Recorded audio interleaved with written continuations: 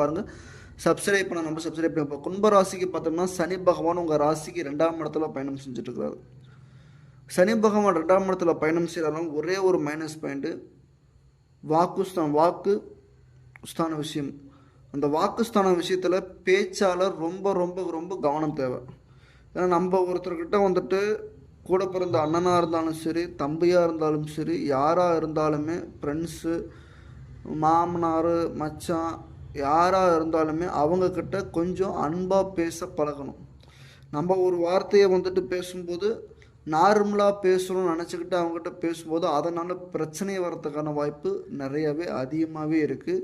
நம்ம பேசுகிற வாக்கு நான் இப்படி தானே பேசணும், இது சாதாரணமாக தான் சொன்னேன் அப்படின்ற மாதிரி தான் இருக்கும். ஆனால் நான் பின்னாடி போய் பார்க்கும்போது பெரிய ஒரு வார்த்தையாக இருக்கும். அதே மாதிரி இன்னொரு விஷயம், உங்களோட ரகசியங்களை, உங்களோட இருக்கிற ரகசியங்களை தெரியாத நபர்கிட்ட பங்கிடும் போது அது மிகப்பெரிய ஒரு ஆபத்தை நோக்கி விளைவிக்கிறதுக்கு நிறைய வாய்ப்பு இருக்குது. அதே மாதிரி மறைமுகமாக இருக்கிற விஷயங்கள் மறைமுகமாக வச்சுக்கிட்டு பழைய விஷயங்கள் யார்கிட்டையும் சொல்லாமல் இருக்கிறது ரொம்ப ரொம்ப இந்த வருடத்தில் ரொம்ப ரொம்ப ஒரு முக்கியமான விஷயமா இருக்கும். வாக்குஸ்தானம் பாதிப்பு, ரெண்டாவது இந்த விஷயங்கள் மறைமுகமாக இருக்கக்கூடிய விஷயம்.